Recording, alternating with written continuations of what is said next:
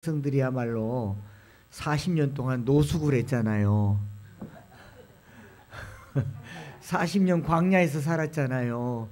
집이 있었습니까? 거기 천막이 아니고 초막, 풀로 된 곳에 이렇게 있다가 회막에 구름이 떠오르면 또 이사 다녔지 않습니까? 그래서 민수기에 보면은 40년 동안 한 10번 정도 이전을 했어요. 이사를 했어요. 4년에 한 번씩 이사를 다닌 거 보니까 전셋집 재계약하고 이사 다니고 재계약하고 이사 다니고 이스라엘 백성들은 40년 동안 길에서 보냈단 말이죠.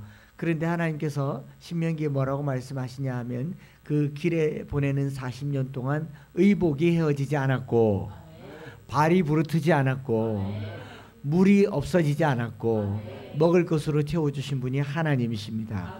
그래서 광야가 있지만 광야에는 하나님이 있어서 민수기를 미드바르라고 얘기해요. 미드바르란 말은 이 광야에서라는 말인데 광야는 아무것도 없는데 말씀이신 다바르 말씀이신 하나님이 거기 계시니 만나와 메추라기를 내리시고 먹이시고 입히시고 또 돌보시는 곳이 광야인 줄 믿습니다. 이곳이 광야 같아도요 하나님 계시면 여기가 천국인 줄 믿습니다. 오늘 이제 광야 생활이 다 끝나고 여호수아를 통하여서 가나안 땅에 들어가게 하실 텐데 이제 가나안 땅에 들어가게 하면서 조금 변화가 생겼습니다. 모세는 죽고 모세 이후로 여호수아라고 하는 지도자가 세워지고 또 광야에서 가나안이라고 하는 땅도 바뀌고 이제 광야에 살던 40년간 살던 이스라엘 백성들은 다 죽고 새로운 시대가 열렸어요. 그래서 여호수아서는 구약 성경의 6번째 책인데 모세오경과 조금 다른 분위기를 맺어가고 있습니다. 지난 한 3년 동안 우리는 코로나를 지내면서 모든 나라와 전 세계가 광야 같은 세월을 보냈습니다. 사회적으로 거리를 두고 차단되고 분리되는 동안 이 전 세계는 4차 산업혁명이라고 하는 시대로 전환되게 됐죠. 이 4차 산업혁명 시대가 되니까 많은 게 편리해졌어요. 이제 전화만 하면 음식을 집에 갖다 주고 스마트폰 하나로 모든 것을 집에서 할 수 있게 되었습니다. IT가 발달하고 AI가 발달해서 이제 집에서 가만히 있으면 모든 걸 다 해줍니다. 버튼만 눌러도 되고 요즘은 버튼 안 눌러도 돼요. 시리야 그러면 네 그래요. 진이야 그러면 띵 그러면서 말을 걸어줘요. AI 시대가 됐단 말이죠. 그런데 이 3차 산업혁명, 4차 산업혁명을 거치면서 이 영적인 메시지를 우리가 들을 수 있어야 됩니다.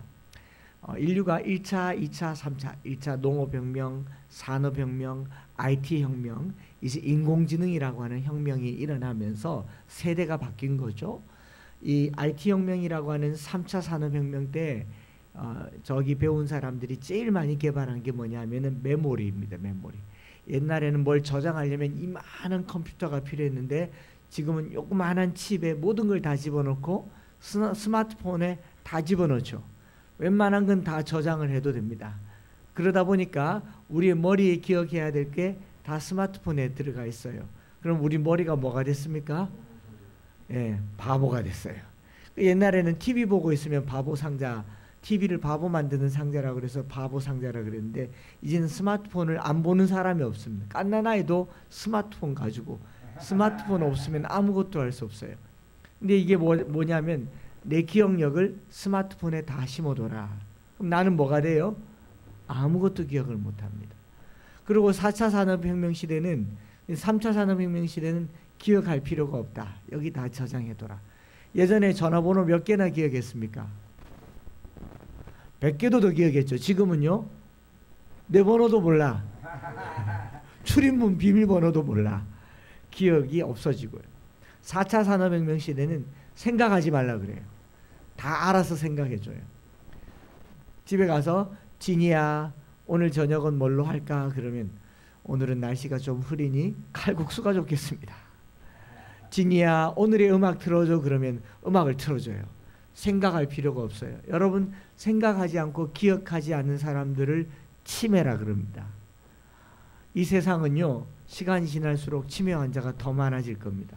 머리에 든 게 없고 생각한 게 없으니까 세대가 바뀌니까 이런 일이 일어나는 겁니다.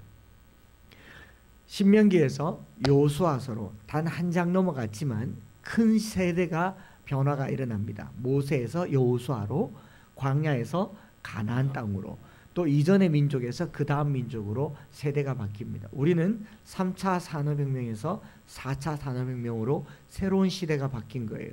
시대가 바뀌었으니까 삶은 훨씬 더 좋아질 것 같지만 생각보다 더 위험하고 심각한 전쟁들이 우리 앞에 놓여져 있습니다. 그래서 하나님께서 모세의 후계자로 여호수아를 세웠습니다. 여호수아를 세워서 모세와 함께 하던 것 같이 내가 너와 함께 하겠다.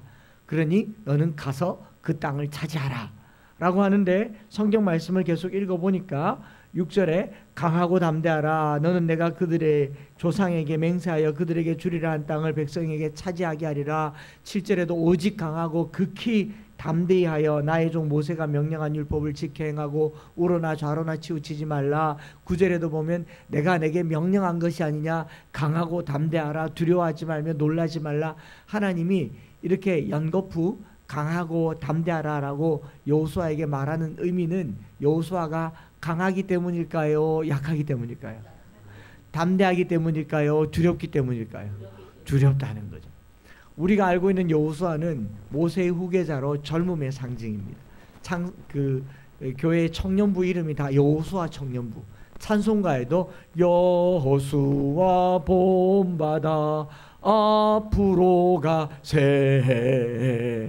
그런데 성경책을 보니까 하나님이 여호수아에게 강하고 담대하라, 극히 담대하라, 두려워하지 말라, 명령했다, 강하라 라고 하는 말은 여호수아가 강하지 못하다라는 거예요. 지금 오늘 이 시대 사람들이 대부분이 그렇습니다. 지금 이 밖에 나와 있는 2030 또는 3040 젊은 세대가요, 강하지를 못해요. 왜 이렇게 화가 났느냐 생각하니까 두려운 겁니다. 두려운 거예요.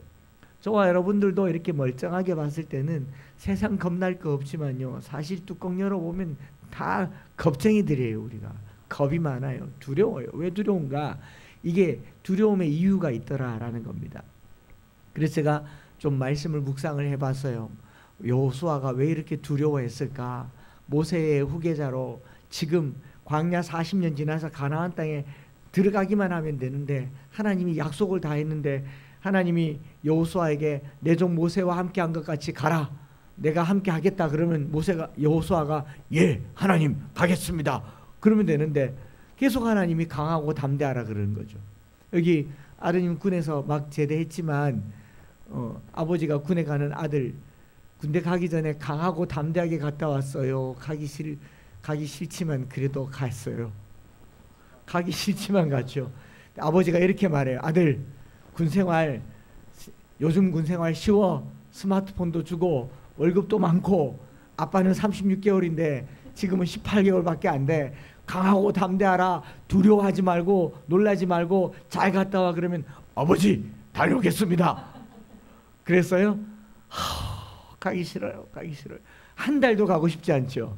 그쪽 지나가고 싶지도 않죠. 이거 왜 그래요? 이게 우리 마음이에요. 우리 마음. 시대가 바뀌었어요. 광야에서 살던 세대와 지금 가나안 땅이 훨씬 더 좋지만 세대가 바뀐다는 것은 모든 사람에게 두려움입니다. 두려워요. 광야에서 만나와 메추라기를 매일 내렸잖아요. 자고 일어나면 하나님께서 은혜를 부어주셨어요. 우리나라가 이 한국 전쟁 이후로 가난한 시절을 살았지만 하나님께서 특별한 은혜를 주셨어요. 조금만 노력해도 먹고 살 수 있었습니다. 옛날에 물장사 밥장사에서 망하는 법이 없었어요. 아닌가요? 지금은요 무슨 장사를 해도 안 돼요. 돼요? 안 됩니다. 저는 1988년도에 대학을 다녔는데 그때 경제 성장률이 10%, 연간 10%, 11%, 은행에 예금하면 예금 금리가 10%, 대출 금리가 아니라 예금 금리가 10%, 1억을 넣으면은 이자 빼고 70만 원이 현금으로 나라에서 줬어요. 수익이 순수익이. 그때 응답하라 1987 이런 거 보셔요. 주식 같은 거 안 했어요. 예금했지. 지금은요 은행에 돈 넣어 놓으면 돈이 썩어서 없어져요. 금리가 없어가지고. 그때는 경기가 막 부양되니까 전두환 노태우 정권 때 뭐 군사 정권이었든지 어쨌든지 간에 나라가 갑자기 잘 살게 되니까 일자리가 넘쳐났습니다. 넘쳐나서 대학만 나오면 웬만한 취업을 다 할 수 있었어요.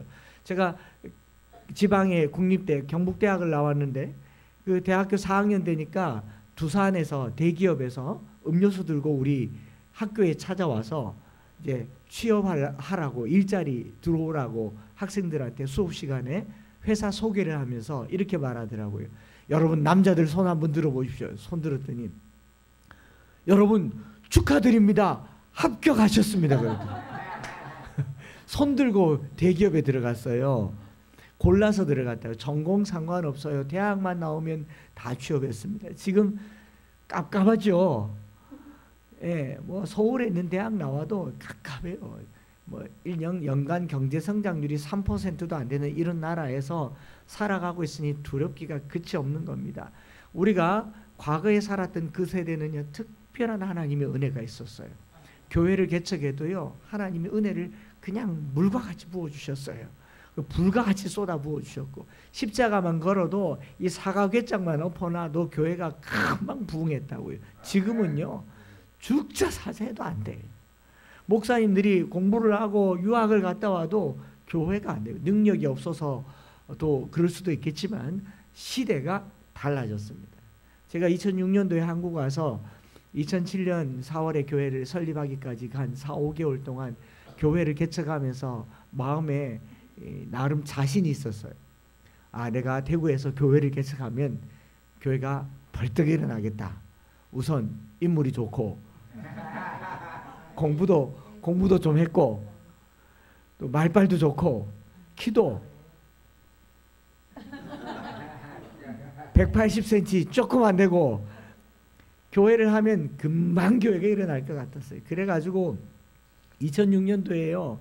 그냥 겁도 없이 100평짜리 건물을 3년 동안 문 닫은 망한 학원의 100평짜리 건물을 전세 3천에 월세 150만 원짜리를 쳐다보지도 않고 3개월 동안 월세를 안 받는다고 하길래 제가 그냥 계약을 하러 부동산에 갔습니다. 그런데 3천만 원 계약하려면 계약금 얼마 내야 됩니까? 300만 원. 그거 내야 되는 걸 모르고 갔더니 300만 원을 달라는 겁니다. 돈이 한 푼도 없는데. 그래서 지갑을 열어보니까 신용카드가 6장 있어서 신용카드로 50만 원씩 6장 긁어서 현금 서비스 받아서 계약하고 100평 되는 학원에 들어가 봤더니 학원이 망한 곳이니까 영수학원인데 칸막이가 11칸 쳐져 있는 학원인데 이 그냥 완전 폐허가 돼 있어요. 그걸 뜯어내야지 예배당을 할 거 아닙니까? 그걸 철거하려고 물어보니까 철거비가 700만 원이 든대요. 아니 제가 지금 300만 원도 현금 서비스 받았는데 이 철거를 어떻게 또 합니까? 그래서 야 이제 망했다. 이제 다음 달에 서비스도 갚아야 되고 나는 이제 못하겠다. 벌써 좌절이 되는데 저희 집사람이 아내가 빠루를 들든 빠루 아세요? 빠루? 경상도 말 이거 우리가 부수자 그러면서 막 부셔요. 부시니까 막 이 석고보드가 무너지면서 먼지가 촉하게 내려앉았어요. 제가 내일 영상을 보여줄게요. 그 영상을. 먼지가 촉하게 내려앉는데 그렇게 2칸 뜯어서 1칸 합쳐서 예배드리고 3칸 뜯어서 예배드리고 그래서 2006년 12월에 시작했는데 설립 예배를 2007년 4월까지 장장 4개월 동안 그걸 일주일에 1칸씩 뜯어서 예배를 드렸어요. 먼지가 자욱하니까 제 평생에 안 다니고 싶은 교회가 우리 엠마오 교회입니다. 아이고 참 하나님도 안 오실 것 같아. 비염 걸릴까 봐. 먼지가 자욱한데요. 제가 거기서 목회를 할 거 생각하니까 앞이 깜깜하더라고요. 그러면서 여호수아 말씀을 보니까 강하고 담대하란 말이 적에 한 말 같아요.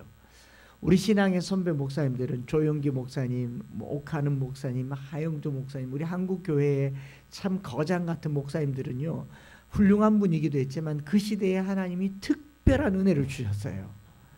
그런데 저는 이 뭐 죽었다 깨워도 거기 발 뒤꿈치도 못 미친다는 걸 알지 않습니까? 그래서 저희 선배 목사님이 제게 말하기를 한 목사 교회를 개척하려면은 능력을 받아야 된다. 우리 저기 조용기 목사님도 하늘의 능력이 있었고 목사님들 다 능력이 있었다. 그래서 제가 그 먼지 자욱한 곳에서 40일 동안 특별 기도를 했습니다. 40일 특별 기도를 했는데 한 28일쯤 됐는데 그분이 오셨어요. 성령님이 충만하게 역사하시고 막 혀가 꼬이고 손이 떨리고 안수 기도를 하려고 하는데 성도가 없더라고요. 아무도 없으니까 이거 뭐 어떡하나, 이 손을 들고 이렇게 밖에 나가니까 저기 밖에 수족관에 물고기가 한 마리가 이렇게 비실비실 죽어가길래 제가 안수 기도를 했습니다. 나사렛 예수 이름으로 명하노니 헤엄쳐 다닐지어다. 죽었어요.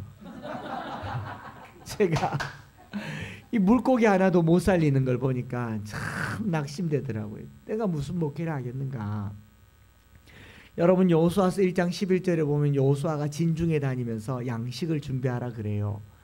여러분, 이스라엘 백성들은 40년 동안 양식을 준비한 적이 없습니다. 하늘에서 만나가 내렸어요. 그런데 가나안 땅에 딱 들어가는 순간부터 만나가 뚝 끊어지고 땅에서 농사를 지어야 되는 겁니다. 여러분, 지금까지는 하나님께서 특별한 은혜를 주셔서 여기까지 오셨지만 앞으로는 여러분들이 일을 하고 여러분들이 양식을 구해야 된다. 쉽겠습니까? 안 쉽겠습니까? 어렵죠. 이게 여호수아가 두려운 거예요. 여호수아가 가만히 생각하니까 모세는 특별한 부르심이 있었어요. 모세가 양을 치다가 호렙산을 지나가는데 산에서 떨기나무에서 불이 활활 타오르는데 나무는 타지 않고 불이 있으니까 이야 신기하다 그러고 갔는데 하나님이 모세에게 말씀하시죠. 모세야. 신기해서 누구십니까? 나는 너희 조상의 하나님 여호와니라. 내 백성을 인도하여 내라. 얼마나 신비로웠어요. 이런 부르심이 있으면 그냥 가는 거죠. 그런데 모세는요, 주님 제가 이스라엘 백성들을 이끌어내겠습니다 그렇게 말했습니까? 안 했어요. 모세가 하나님 저 못해요. 저 모태 신앙이라서 못해요. 저는 혀도 짧아요. 제 이름 모세. 나 그런 거 못해. 모세예요. 그러니까 하나님이 모세에게 손을 넣어보아라 해서 손을 넣었더니 뭐가 됩니까? 문둥병. 손을 다시 넣어보라 했더니 오이 신기하네. 지팡이를 던져보라니까 지팡이가 뱀이 되고 또 잡아보라니까 지팡이가 되고 얼마나 신기해. 이 지팡이 하나로 홍해를 갈랐잖아요. 그러면 여호수아에게도 여호수아야 손을 넣어봐 이런 거 해야 되잖아요. 그런데 모세와 함께 하던 것 같이 가라. 끝.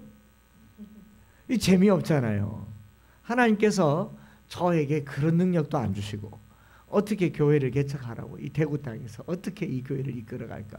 이게 제 안에 어느 날 순간 부담과 두려움으로 다가오더라고요. 여러분이 등대교회에서 하나님이 주신 꿈을 꾸실 때에 꿈은 있는데 꿈이 부담스러울 수가 있어요. 여러분, 하나님께서 여러분들에게 건물도 주시고 여러 노숙자들에게 쉴 곳이 되게 하시고 이 동대문을 비롯한 4대문의 모든 사람들에게 쉴터가 되는 놀라운 역사를 주실 줄 믿습니다. 아멘은 했지만 마음에 부담이 되잖아요. 이게 여호수아의 마음이라고요. 여호수아를 두렵게 했던 것은 이전 세대와 지금 세대가 달라졌고 이전의 리더십과 지금의 리더십이 달라졌고 세상이 바뀌었는데 나는 이 꿈을 어떻게 이룰 것인가, 이게 두려웠을 겁니다. 두 번째로 여호수아를 두렵게 한 게 뭐냐면 금방 말씀드린 것처럼 가나안 땅의 실체를 여호수아만 알아요. 가나안 땅은 젖과 꿀이 흐르는 땅이고 얼마나 좋은 땅인지 가나안 거꾸로 한번 읽어보세요. 들어가면 안 나가. 우리말로도 가나안 안 나가. 여러분 저기 노숙하는데도 자리 잡으면 안 나가죠. 예, 거기도 임자가 다 있잖아요. 제가 영국에서 공부를 했는데 영국에도요 하이드 파크에 리치몬드 파크의 벤치에 낮에는 아무나 다 앉아도 밤에는요 임자가 다 있어요. 들어가면 안 나가. 가나안 땅이에요. 다 자리가 있는데 여호수아가 하나님께서 가나안 땅을 약속으로 주신 줄 알고 가봤는데 빈 땅이에요? 사람이 살고 있는 땅이에요? 사람이 살고 있는 땅을 줬다. 준 겁니까? 안 준 겁니까? 안 준 거죠. 하나님께서 등대교회에 5층짜리 건물을 주실 줄 믿습니다. 아멘하고 갔는데 주인이 있어요. 약속을 가지고 우리 왔는데 그러면 그 주인이 뭐라 그러냐면 돈 주고 사세요 그래요. 이게 두려운 겁니다. 우리가 신앙생활 하면요, 하나님이 약속은 주셨는데 약속을 내 것으로 만들려면 전쟁이 기다리고 있어요. 이게 무서운 거예요. 우리가 예수 믿으면 땅에서 복을 받고 죽어서 천국 간다, 이건 약속이에요. 그런데 땅에서 복을 받으려면 이 땅의 어두움과 싸워야 되고 진리의 말씀대로 살아야 되고 주의를 지켜야 되고 11조를 드려야 되고 하나님을 섬겨야 되고, 이게 전쟁이에요. 이걸 실천하기가 쉽습니까? 안 쉽습니까? 이게 어려운 거예요. 가나안은 주셨는데 이거 뭐 전쟁을 해야 되는데, 그 전쟁하려고 보니까 안악 자손들이 득달같이 살고 있고 나는 거기 비하면 조그마한데 어찌 살겠어요. 이게 여호수아를 두렵게 하는 겁니다. 제가 2006년도에 대구에 교회를 개척하면서 제일 먼저 한 게 뭐냐면, 혹시 대구 좀 아세요? 대구 제일 잘 보이는 충원탑에 올라가서 차로 대구 외곽을 한 바퀴를 이렇게 돌아보니까 대구에서 경상북도 경계가 있는 쪽을 한 바퀴를 돌으니까 108km가 되더라고요. 차를 세워두고 차가 지나간 곳을 108km를 걸었습니다. 여리고를 돌듯이 3박 4일간 하루에 35km, 40km를 걷고 다리가 막 퉁퉁 붓고 물집이 터지는데 차면서 대구에, 하나님 제가 대구에서 나서 대구에서 목회를 하니까 이 산지를 내게 주소서, 내가 대구를 먹겠습니다. 그리고 대구를 한 바퀴를 돌았어요. 다리만 아팠어요. 3박 4일간 우리 성도들과 함께 대구를 돌고 그리고 엠마오 교회를 시작했습니다.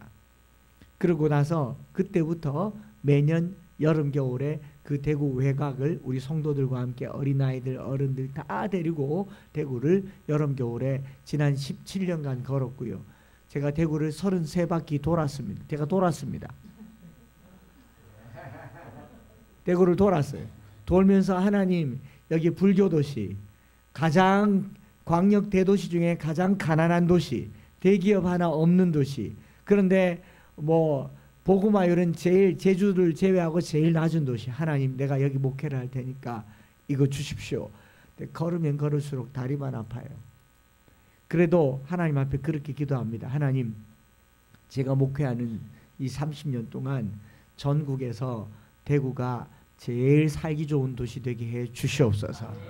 전국에서 사람들이 자녀 교육 때문에, 신앙 교육 때문에 예수 믿으려고 모여드는 곳 되게 해 주옵소서. 하나님, 서울 이제 버리고 대구로 오시옵소서. 그렇게 기도하면서 지난 17년 동안 대구를 33바퀴 돌았고 다음 달에 34번째 걷습니다. 대구 저랑 같이 걸으러 오십시오. 그러면 걷다가 해지면 거기서 자고 또 일어나서 걷고, 길에서 예수님 만나는 그런 길을 걸은 거예요. 그런데 걸으면 걸을수록 힘이 들죠. 세상 안 바뀝니다.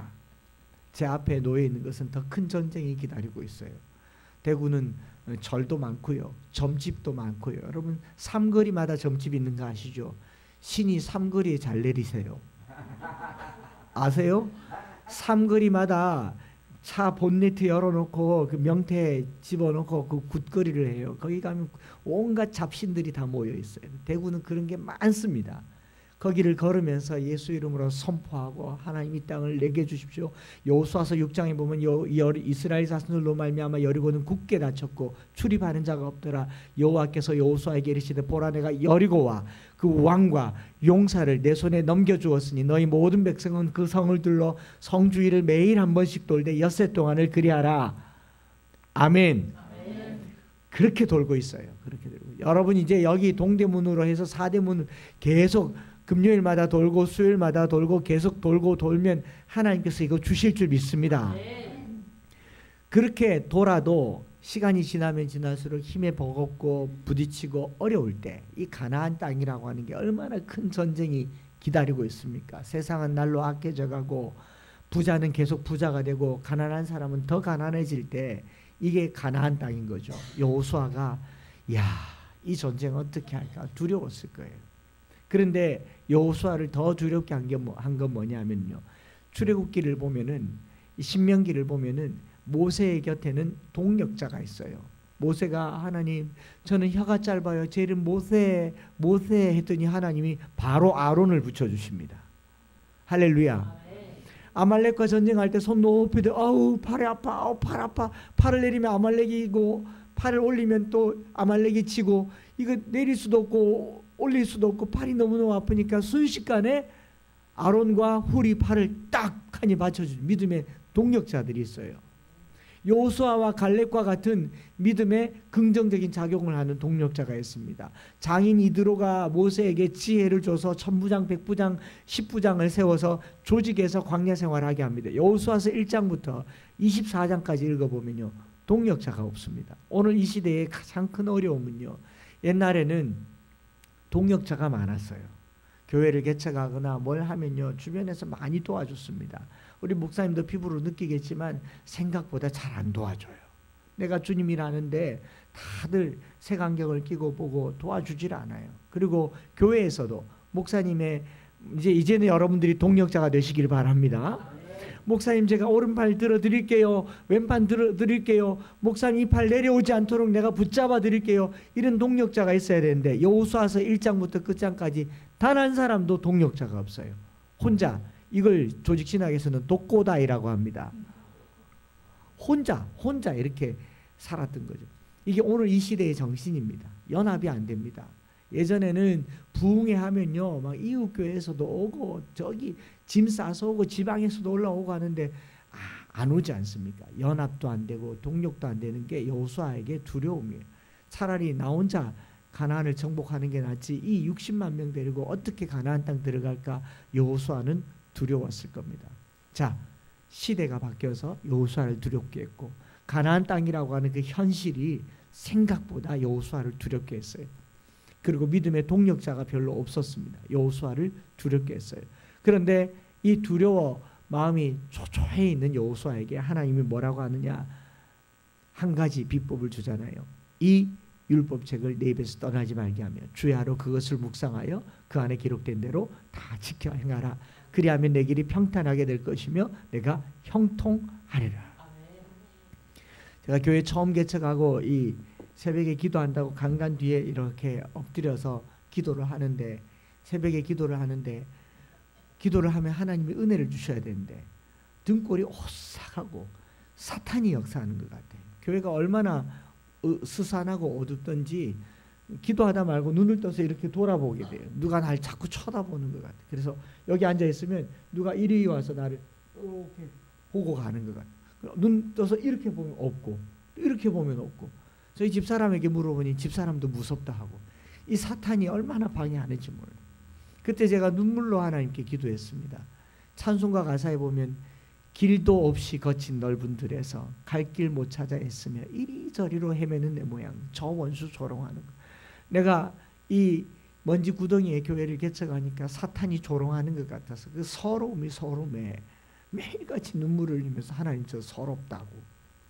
제가 그래도 중대형 교회 부교육자로 있으면서 400명 되는 교회가 1200명 될 때 제가 새가족부 맡았을 때 한 해에 새가족을 600명이나 받았던 그런 사역도 했었고 청소년 사역도 했었고 영국에 유학도 갔다 왔는데 이 초라한 곳에는 제가 너무너무 비참해서 매일같이 눈물로 기도하는데 하나님이 제게 이 말씀 주셨어요.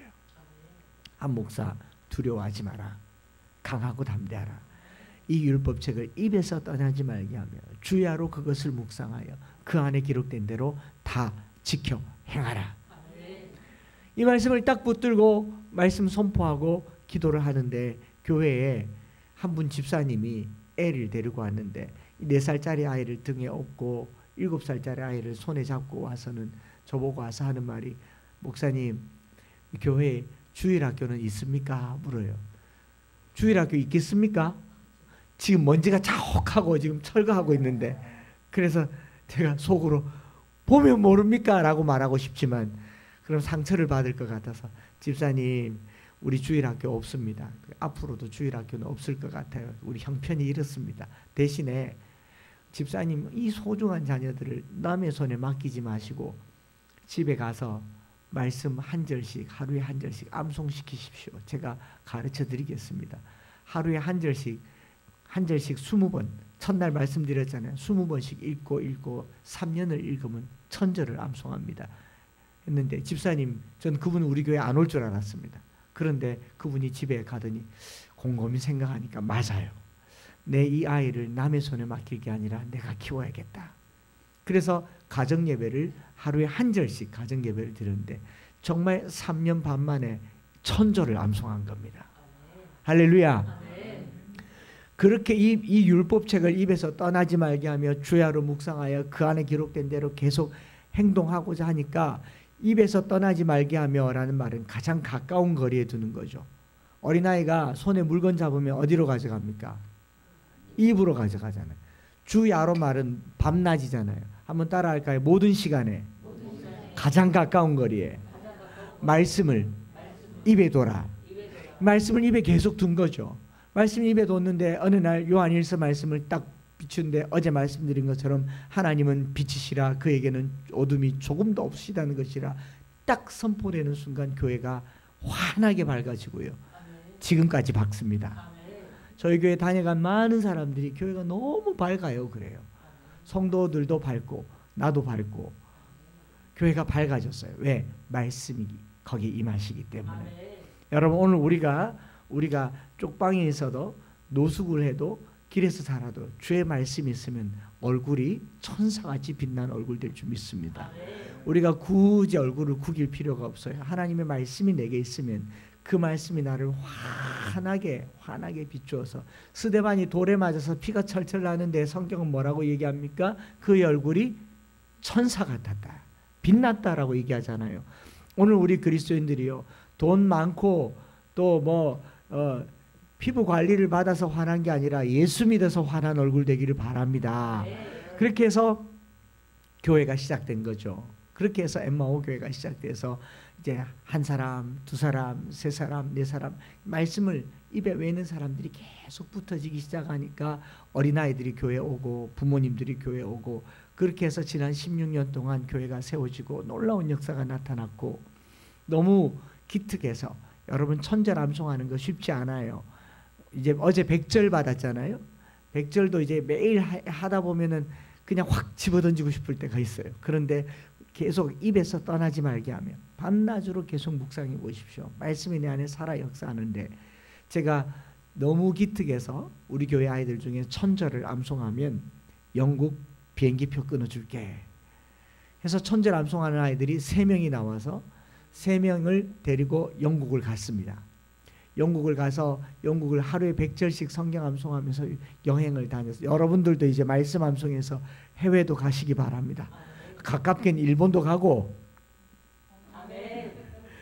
중국도 가고 영국도 가고 그렇게 영국을 갔는데 6학년짜리 아이들 데리고 영국을 갔는데 그 신학교 교수님이 6학년들을 불러다가 밥을 먹이면서 너희들 진짜 천절 암송했냐? 예 했어요. 제일 잘하는 거 제일 좋아하는 거 하나만 해봐 했더니 이 6학년 초등학교 6학년이 제일 잘한다고 암송하는 게 뭐냐니까 마태복음 1장을 암송하는 겁니다. 아브라함과 다윗의 자손 예수 그리스도에게 보라. 아브라함 이삭을 낳고 이삭은 야곱을 낳고 야곱은 유다와 그의 형제를 낳고 유다는 베레스를 낳고 베레스는 헤스를 낳고 헤스는 람을 낳고 람 아미나답을 낳고 아미나답은 나손을 낳고 나손은 살을 낳고 살을 보아스를 낳고 낳고 하니까 여러분 마태복음 1장 읽어보셨어요? 은혜가 돼요? 좋아요?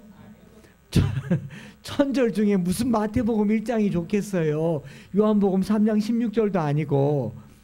그래서 이게 왜 좋냐고 물었더니 6학년짜리 아이들이 하는 말이에요. 기가 막힌 대답을 해요. 마태복음 1장을 읽고 있으면요 구약 성경이 살아 들어오는 것 같습니다. 이러는 거예요. 오, 진짜 그러냐 했더니 마태복음 1장에 그 아브라함이 창세기 12장의 아브라함이고 마태복음 1장에 있는 그 다윗이 사무엘서의 다윗이고 솔로몬이 열왕기서의 그 솔로몬이니까 마태복음 1장만 암송하면 구약 39권을 읽은 것 같아. 할렐루야. 그래서 저희가 깨달았어요. 모든 성경은 하나님의 감동으로 된 것으로 교훈과 책망과 바르게 함과 의로 교육하기에 유익하니 오늘 우리가 삶이 바뀌지 않는 이유는요 교회를 열심히 안 다녀서가 아닙니다. 목사님의 말을 안 들어서가 아닙니다. 성경 말씀이 내 안에 살아있지 않아서 그래요. 이 성경 말씀은 책에 기록된 글이 아니고 하나님의 감동으로 된 성령의 음성이며 요한복음 1장에 있는 것처럼 태초에 말씀이 계시니라. 이 말씀이 하나님과 함께 계셨으니 말씀은 곧 하나님이시니라. 이 말씀은 하나님이세요. 히브리서 4장이 뭐라고 얘기합니까? 하나님의 말씀은 살았고 활력이 있어 좌우에 날선 어떤 검보다 예리하여 영과 홍과 관절과 골수를 찔러 쪼개기까지 하나니 그 앞에 드러나지 않을 것이 없느니라. 말씀이 없기 때문에 오늘 우리 한국교회가요, 기도가 부족합니까? 찬양이 부족합니까? 봉사가 부족합니까? 말씀이 부족해요. 말씀을 입에서 떠나지 아니하게 할 때에 가나안 땅을 정복하는 역사가 있는 줄 믿습니다. 말씀을 계속 듣고 또 듣고 또 듣고 또 새기면요, 내 안에 삶의 변화가 나타나요. 여러분 잔소리 들어봤습니까? 잔소리는 언제까지 합니까? 말 들을 때까지 하는 게 잔소리죠. 성경 말씀 언제까지 들어야 돼요?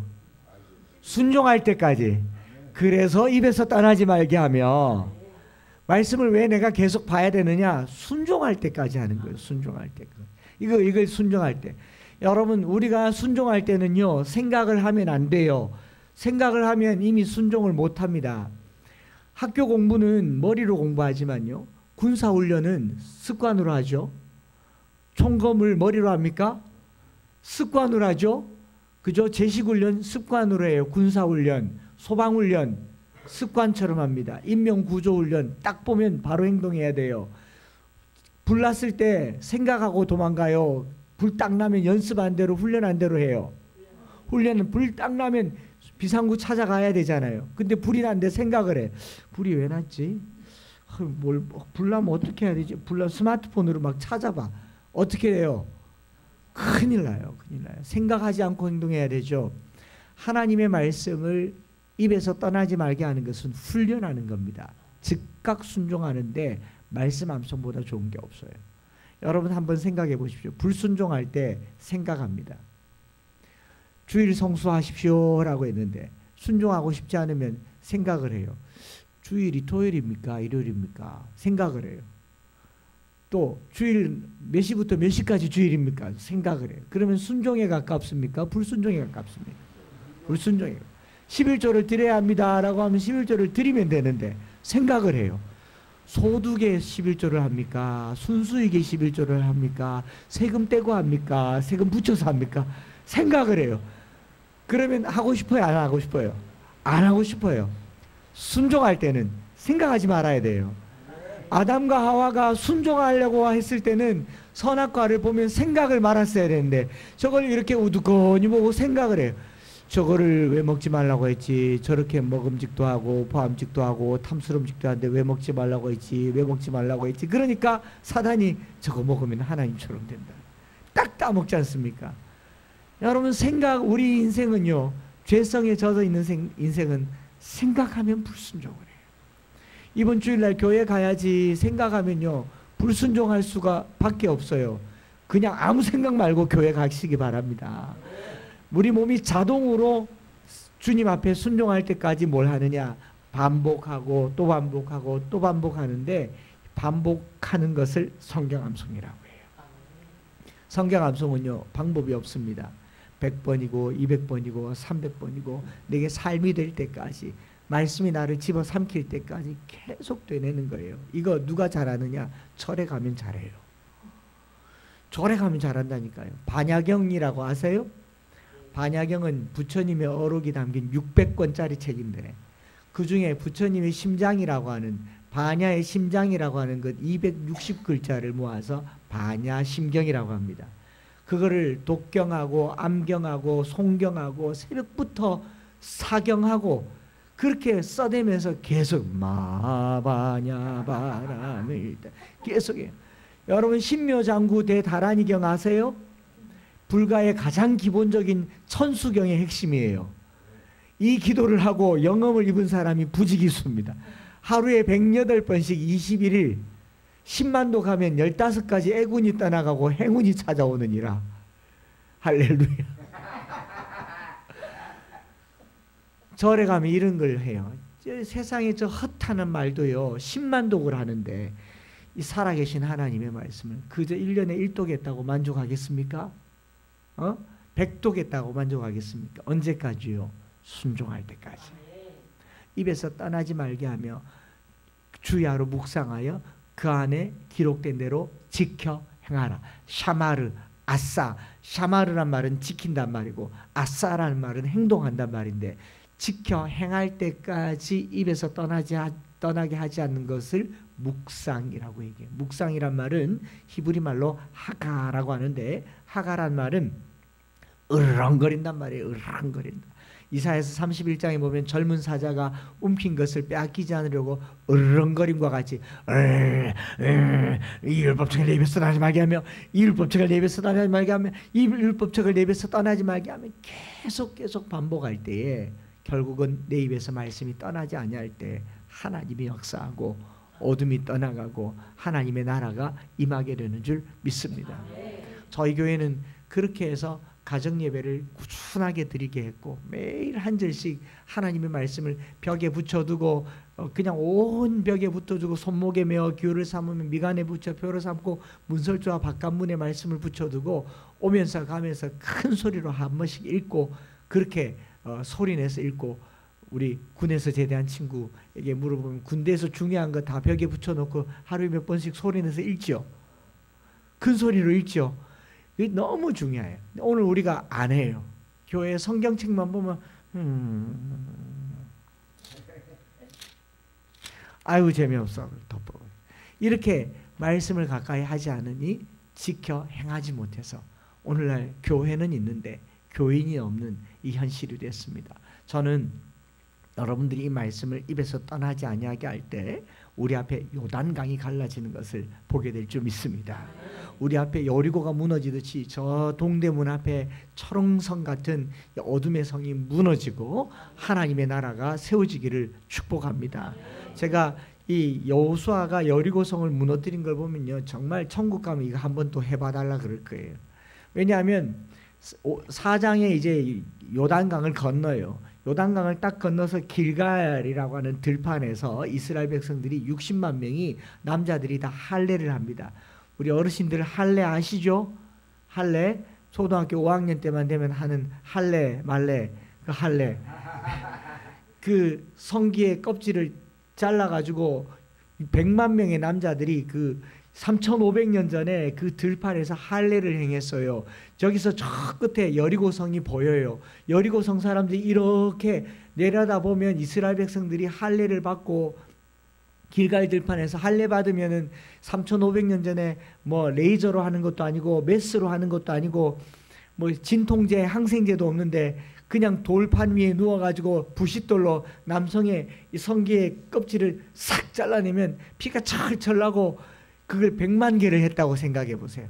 여호수아 5장에 보면 할례산, 피 언덕을 이뤘어요. 이 껍질을 모았더니 이만큼 남성의 이 성기의 껍질이 이만큼 모여가지고 피가 철철 나고, 남자들은 누워가지고 쓱 이렇게 일주일간 보내면서 6월절 떡을 먹었습니다. 여리고성 사람들이 이렇게 저 이스라엘 사람들이 걷지도 못하네? 하고 있네. 그러면 당장 문 열고 나와서 칼로 죽이면 죽을 수 있어요. 위험할까요? 안 할까요? 위험하죠. 요단강 건너기 전에 할례를 해야지. 어떻게 전쟁터 바로 코앞에서 할례를 행합니까? 이거 있을 수 없는 일이죠. 하나님이 말도 안 되는 명령을 하세요. 어떻게 요단강 건너서 지금 이 여리고가 눈에 보이는데 여기서 할례를 하라고 하실까? 창세기 34장에 보면 이 시므온과 레위가 세겜 족속에게 할례를 받게 한 후에 다 죽여버리잖아요. 남자가 할례를 행했다라는 것은 남자로서 구실을 하는데 무장이 해제돼서 일주일간 힘을 못 쓴다 말이에요. 지금 21세기를 살아가도 이 청소년들 저기 병원 가서 포경 수술 시키면요, 멀쩡합니까? 일주일 동안은 걷지도 못합니까? 걷지도 못하죠. 그때 필수품 종이컵 들고 다녀야 됩니다. 막 다음엔 아파요. 막 쓰리고 아파요. 그리고 막 의사들 욕하고 엄마 욕하고 이런 걸 왜 시키냐고 그러지 않습니까? 그런데 3500년 전에 이 100만 명이 넘는 남자들이 할례를 행했어요. 이걸 여리고성 사람들이 딱 보고 뭘 하느냐? 이스라엘 자손들로 말미암아 여리고는 굳게 닫혔다. 왜 닫았을까요? 두려워요. 저 사람들이 쩔뚝쩔뚝거리면서 보는데, 멀리 쳐다보는데 이상한 짓을 해요. 남자들이 다 돌침대에 눕더니 불싯돌로 쓱 자르더니 하고 피를 철철 흘리고 그리고 일주일 동안 다니더니 어느 날 갑자기 여리고성을 도는데 전쟁도 하지 않고 여호수아 여리고를 이렇게 돌았습니까? 아니요. 말도 하지 말고 언약궤를 앞세우고 걸으라고 하는데 얼마나 아팠겠어요. 일주일 됐으니까.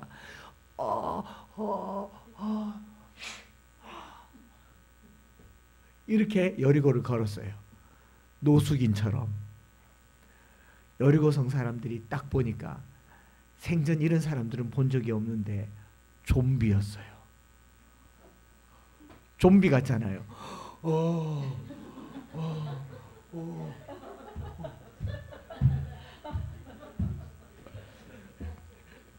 저는 이거 천국 가면 꼭 한번 보고 싶어요. 여러분, 할례 받아서 제대로 걷지도 못한 이스라엘 백성들이 여리고를 무너뜨렸습니다.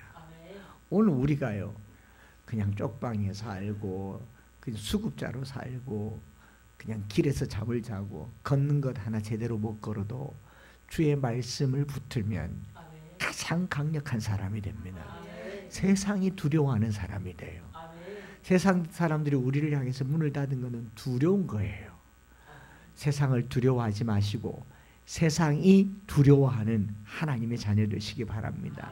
말씀만 붙들면요, 그 할례 받은 초라한 이스라엘 백성들이 여리고를 이기고 저기 가나안 땅을 다 정복한 것처럼, 제가 이 말씀 이렇게 묵상하면서 그런 생각을 해봅니다. 우리 등대교회가 이 동대문 여리고를 돌듯이 돌면서 책임지시고 이 지역에 있는 모든 사람들을 주님의 백성으로 만들어내는 사명자들로 거듭나시기를 축복합니다. 대구는 제가 지킬게요. 서울은 여러분 지키십시오. 사대문은 여러분들이 지키십시오. 매일 걸으세요. 뭐 서울 다 걷지 말고 여기 동대문이라도 이렇게 걸으면서 하나님 이 땅 주십시오. 이 땅 우리에게 주십시오. 하나님이 허락하시면 건물도 주시고 능력도 주시고 은혜도 주실 줄 믿습니다. 제가 내일 아침에 저희 교회가 어떻게 땅도 사고 건축도 하게 됐는지, 이 말씀 하나 붙들었을 때 말씀이 얼마나 능력되는지 내일 아침에 비밀을 알려드릴게요. 오늘은요, 여호수아에게 하신 거, 이거 제가 다녀가고 난 후에 우리 등대교회 성도들이 성경을 꼭 붙들고 100절이든 200절이든 말씀을 암송하고 여러분들이 TV에 나왔으면 좋겠어요. CGN TV에 우리 등대교인들이 다 나와서 100절 암송을, 할렐루야. 그런 꿈을 꾸시면서 말씀으로 이 동대문을 주님의 나라 만들고 여리고를 언약궤를 앞세워서 무너뜨리고 언약궤를 앞세워서 요단강을 갈라서게 만들고 그리고 이 땅을 책임지는 하나님의 자녀들 다 되시기를 우리 주님 예수 그리스도의 이름으로 축복을 드립니다. 예, 같이 한번 찬송하면서 기도하시겠습니다.